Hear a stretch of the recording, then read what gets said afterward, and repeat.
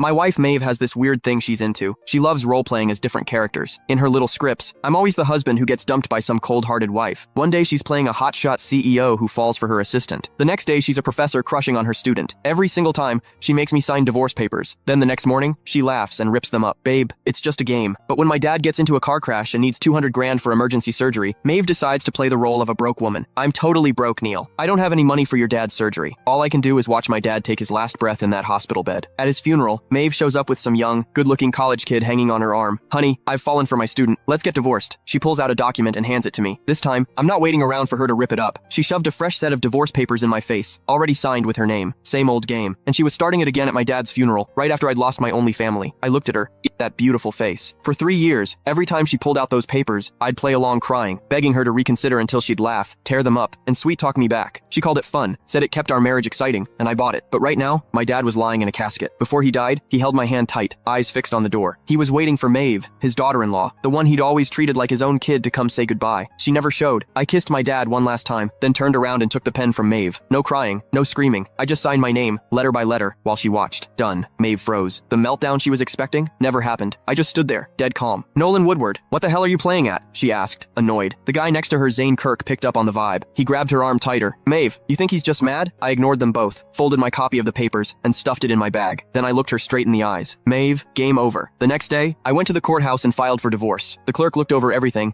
and processed it like it was just another Tuesday. When I checked my phone, it was blowing up with missed calls and texts from Maeve. Nolan, you've had your fun. Come home. I ripped up the papers. Let's just forget this happened. Did you seriously hang up on me? You're getting bold. The last one, from 30 minutes ago. If you don't come back right now, don't ever come back. I blocked her. I found a cheap apartment to rent. Once I got it cleaned up, I started looking for work. After we got married, Maeve had made me quit my job to be a stay-at-home husband, basically a prop in her dumb roleplay games. She said she loved me to her core, and that's why she wanted us to fall in love over and over, through different scenarios. She swore the cold, heartless women she played weren't the real her, just acting. Looking back now, pathetic. Maybe she was never acting. Maybe those cold, selfish masks were who she really was all along. When the court summons reached her, she called while I was in the middle of a job interview. Nolan, are you insane? You actually took this to court. I stepped into the hallway. We signed the papers, Maeve. This just speeds things up. Speeds things up? I'm telling you, you're not getting this divorce. Maeve, I cut in. My dad is dead. Silence. Then her voice went ice cold. I know, but that was his fate. You can't blame me for it. Games are games. Real life is real life. Can you not tell the difference? You're the one who can't tell the difference. I snapped and hung up. I went back to the interview. It was a basic admin job at a small company. The pay wasn't great, but it was enough to get by. I nailed the interview. Starting Monday. That night, I came home to find 2 people waiting outside my door. Maeve and Zane. Maeve looked furious. Zane stood back with this smug look, like he was enjoying the show. You've got some nerve, Nolan. You're actually serious about this? She stepped forward to block me. Serious or not, it doesn't matter anymore, I said, trying